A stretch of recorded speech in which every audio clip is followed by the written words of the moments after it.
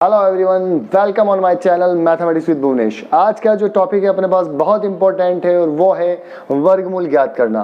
वर्गमूल ज्ञात करने की आज पहली विधि अपन पढ़ेंगे। मैं आपको कुल 3 विधियां पढ़ाऊंगा वर्गमूल ज्ञात करने की। सबसे पहली विधि जो है वो अपने पास है अभाज्य गुणनखंड विधि, प्राइम फैक्टर मेथड, जो कि आप जानते हैं काफी अच्छी तरीके से कि प्राइम फैक्टर मेथड क्या है। अभाज्य गुणनखंड विधि इसलिए इंपॉर्टेंट है क्योंकि इसके ऊपर जो क्वेश्चन बनते हैं वो बनते हैं गुणा व भाग देने वाले सवाल। आपने देखा होगा एग्जाम में ऐसे क्वेश्चन आते हैं, वह छोटी से छोटी संख्या बताइए जिसको गुणा करने से दी हुई संख्या पूर्ण वर्ग बन जाए, या वह छोटी से छोटी संख्या बताइए जिससे भाग देने पर दी गई संख्या पूर्ण वर्ग बन जाए। इस टाइप के जितने भी सवाल आते हैं वो अपने पास अभाज्य गुणनखंड विधि से ही सोल्व हो सकते हैं।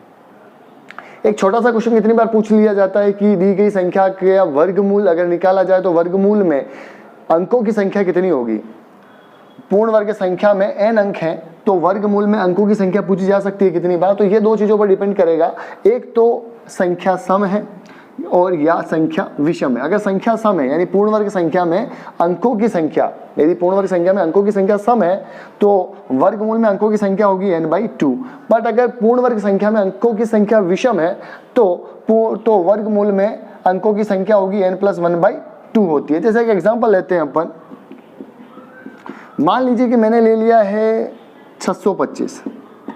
आपको पता है 625 क्या होता है, 25 का वर्ग होता है। तो 625 एक पूर्ण वर्ग संख्या है इसका मतलब। तो 625 में अंकों की संख्या 1 2 3, तो n बराबर 3 है और जो कि क्या है, विषम।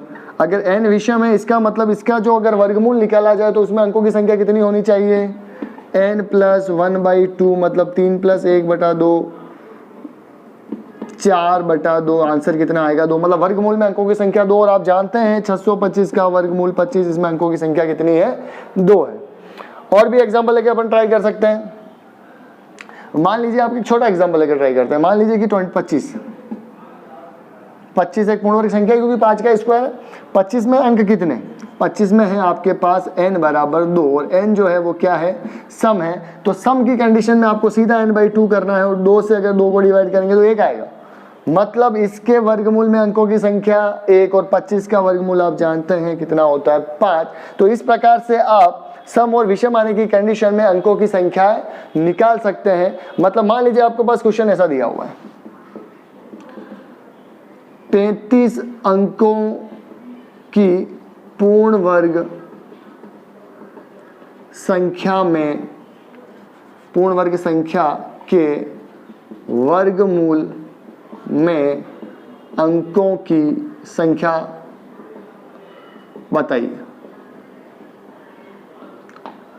अगर आपको 35 अंकों की पूर्ण वर्ग संख्या दे रखी है, आपको सिर्फ ध्यान किस पे लगाना है कि कितने अंक दिए हुए हैं। अगर 35 अंकों की पूर्ण वर्ग संख्या में वर्गमूल में 35 अंकों के पूर्ण वर्ग संख्या के वर्गमूल में अंकों की संख्या पूछी है तो आपके पास n बराबर कितना हो गया, 35 हो गया, और जो कि क्या है, विषम।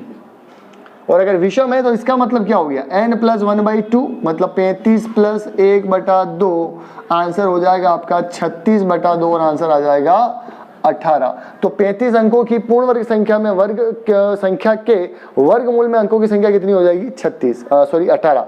तो इस तरीके से आप किसी भी संख्या में अगर इस तरीके से सवाल आते हैं कि भाई एक पूर्ण वर्ग संख्या में इतने अंक हैं तो उसके वर्गमूल में कितने अंक होंगे, तो आप इस प्रकार निकाल सकते हैं। अगर सम है तो n/2 और विषम है तो n+1/2।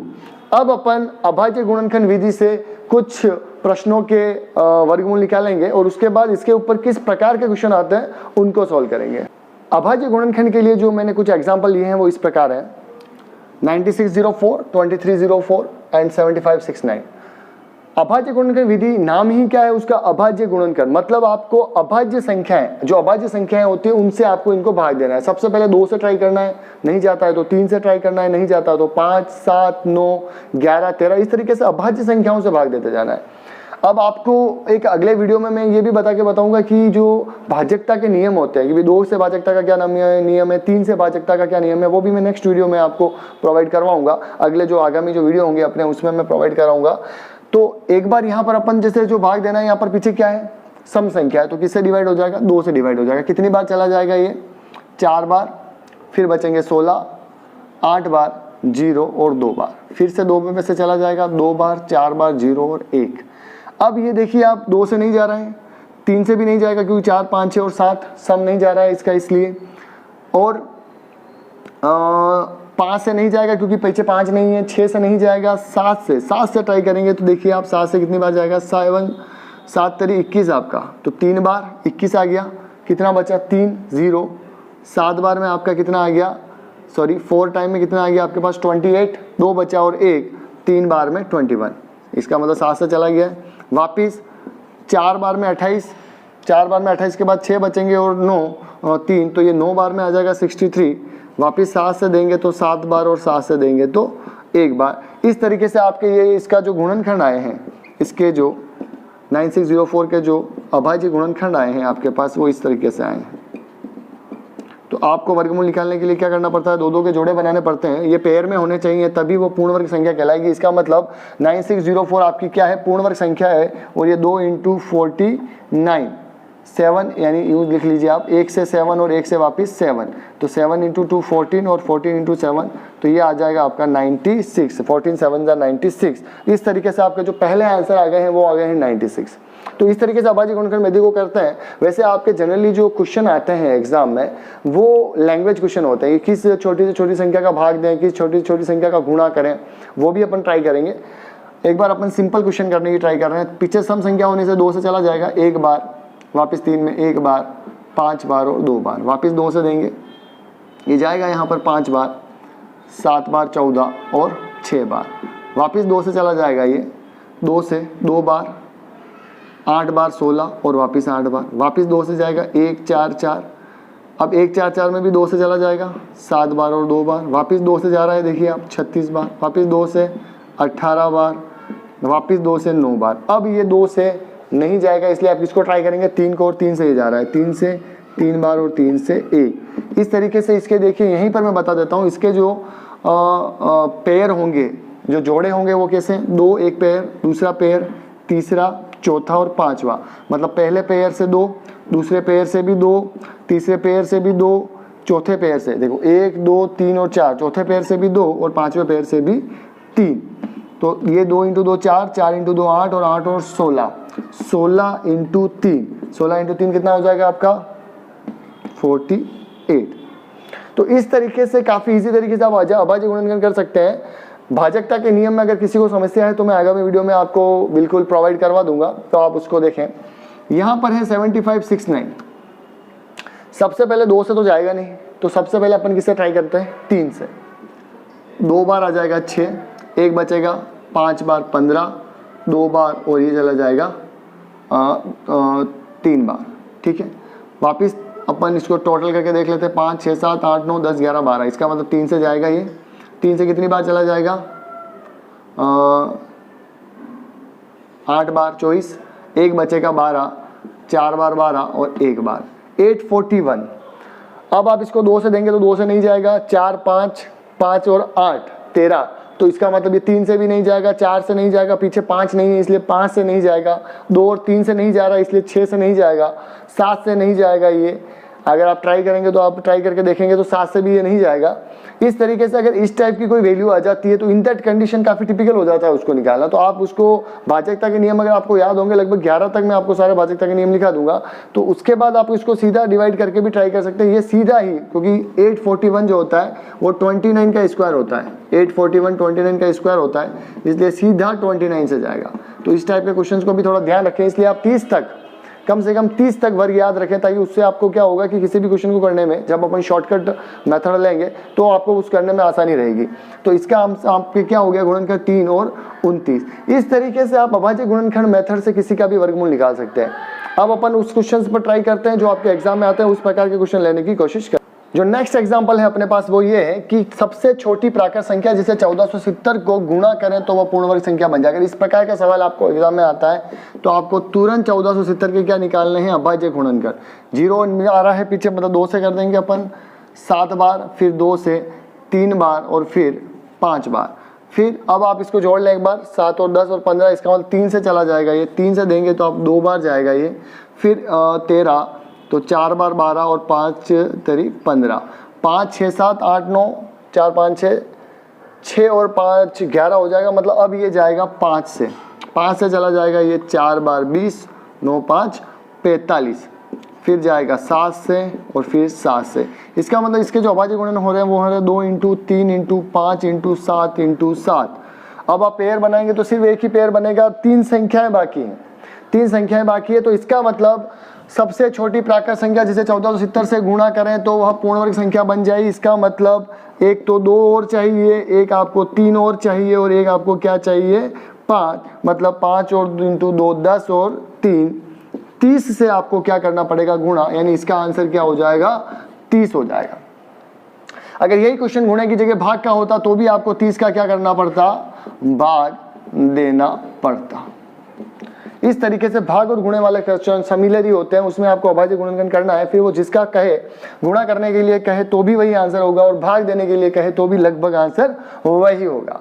एक क्वेश्चन और लिया है मैंने कि 2925 को किससे भाग दें कि वह पूर्ण वर्ग संख्या बन जाए। 2925, सबसे पहले आप 2925 लिखेंगे और चेक करेंगे कि ये 3 से तो नहीं जा रहा है, कि 9 10 11 12 13 14 15 16 17 और 18, इसका मतलब 3 से जा रहा है। सबसे पहले आप 3 से इसको मल्टीप्लाई करेंगे, 9 बार 27, 2 बच गए आपके पास 22, 3 की टेबल से 7 बार 21 और 5 बार 15। अब ये वापिस आप चेक कर लें इसको, 9 और 7 16, 16 और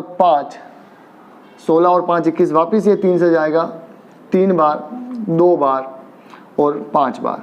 वापिस चेक कर लें आप इसको, 3 और 2 5 और 5, अब नहीं जाएगा, अभी सीधा 5 से ही जाएगा। 6 बार आपके पास 30 आ जाएगा और 5 बार 25। वापिस आप इसको 5 से देंगे तो ये 13 बार जाएगा और 13 से इसको डिवाइड करेंगे तो 1।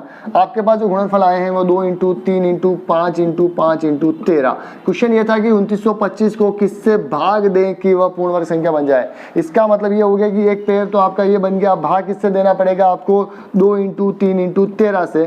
तो 2 इंटू 3 इंटू 13 कितना हो जाएगा आपका, 2 इंटू 39, 13 इंटू 3 आपके 39 हो जाएंगे और 39 के डबल आपको करने हैं तो वो हो जाएंगे आपके पास 78। इस तरीके से अगर 78, इसका आंसर क्या हो जाएगा आपके पास 78 से भाग देने पर ये संख्या क्या हो जाएगी, पूर्ण वर्ग बन जाएगी। और गुणा करने के लिए कहते तो भी अपने को किससे गुणा करना पड़ता, 78 से गुणा करना पड़ता, तो ये संख्या क्या बन जाती, पूर्ण वर्ग बन जाती।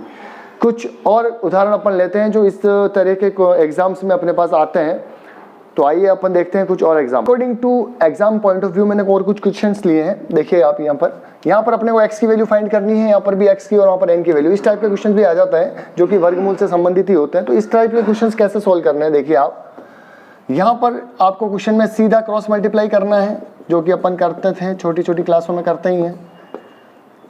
52 को आप क्या लिख सकते हैं, 4 इंटू 13, 13 4 जा 52। अब यहाँ पर आप इसको क्या लिख सकते हो, 2 इंटू 2, ये तो पहले से ही 13 इंटू 13 ही है। इसका मतलब x क्या हो जाएगा आपका, रूट 2 इंटू 2 इंटू 13 इंटू 13, यानी पेयर बनाएंगे तो एक पेयर से एक बाहर और दूसरे पेयर से दूसरा बाहर, x का आंसर हो जाएगा आपका 26। तो इस तरीके से आंसर को क्वेश्चन को थोड़ा सा उलझा कर भी आपको दिया जा सकता है और x की वैल्यू पूछी जा सकती है। यहाँ पर एक क्वेश्चन देखिए आप, इसमें आपको दे रखा है 1694 divide by x under root plus 14 plus 25, find the value of x. तो आपको क्या करना है, 1694 डिवाइड बाई एक्स, इस 14 को उधर ट्रांसफर कर देंगे तो क्या हो जाएगा, माइनस का 14 हो जाएगा। रूट 1694 डिवाइड बाई एक्स, 24 में से 11 जाएगा तो आपके पास बचेंगे 11। अब आप दोनों की साइड क्या कर दें, स्क्वायर कर दें। दोनों साइड स्क्वायर करने से क्या हो जाएगा, ये रूट हट जाएगा। तो रूट हटने से आपके पास ये आ जाएगा 1694 डिवाइड बाई एक्स और इधर 11 का क्या आ जाएगा, स्क्वायर। 1694 अपॉन एक्स और 11 का स्क्वायर होता है आपके पास 121। एक्स वैल्यू की वैल्यू क्या आ जाएगी, ये तो ऊपर चला जाएगा और ये 121 नीचे आ जाएगा, तो एक्स की वैल्यू हो जाएगी 1694 डिवाइड बाई 121। अब जैसे आप 121 और 1694 को काटेंगे तो आपके क्या मिल जाएगा, अपने को आंसर मिल जाएगा।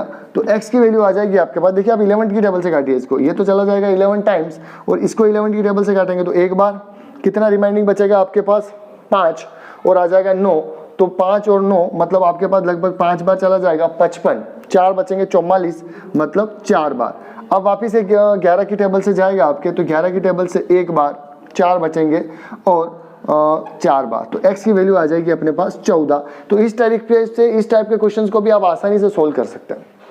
एक क्वेश्चन और है अपने पास कि रूट 2n, रूट 2 की पावर n और 64 को अपन लिख सकते हैं 2 की power 6, 2 into 2 into 2, 2 into 2 into 2, तो ये हो जाएगा 64।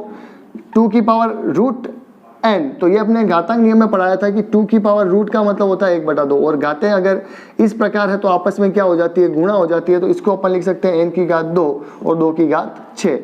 आधार समान है तो घातें क्या होती है, आधार समान है और बीच में बराबर तो घातें भी क्या होती है, समान होती है। मैंने घातांक नियम में पढ़ाया है, और अगर आपने मेरे घातांक के सारे वीडियोस नहीं देखे तो आप एक बार जरूर देख लें, बहुत ही अच्छे वीडियो हैं वो, और आपको पूरा घातांक उससे क्लियर हो जाएगा। तो यहाँ पर आधार समान है तो घातें भी समान होगी, तो n/2 = 6, तो n = हो जाएगा 6 × 2 मतलब 12, तो n की वैल्यू आ गई आपके पास 12। इस तरीके से बड़ी आसानी से आप x की वैल्यू, n की वैल्यू फाइंड आउट कर सकते हैं। और भी जो वर्गमूल और वर्ग के जो वीडियोस हैं बहुत जल्दी मैं अपलोड करूंगा, जिसमें आपके पास लगभग एग्जाम के पॉइंट ऑफ व्यू से लगभग सारे क्वेश्चंस और सारी मेथड्स में क्लियर करवा दूंगा। अगर आपको मेरे वीडियो अच्छे लगते हैं तो प्लीज़ इसको लाइक करें, शेयर करें और सब्सक्राइब करें, क्योंकि आपका लाइक करना हमारे लिए एक मोटिवेशन है। सो ये मोटिवेशन हमें देते रहें ताकि हम और अच्छे वीडियो आपके लिए बनाते रहें। Thank you for watching, thank you so much.